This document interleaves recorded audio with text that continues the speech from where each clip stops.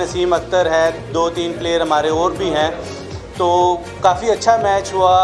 तो नसीब में जिसके होता है उसी ने जीतना।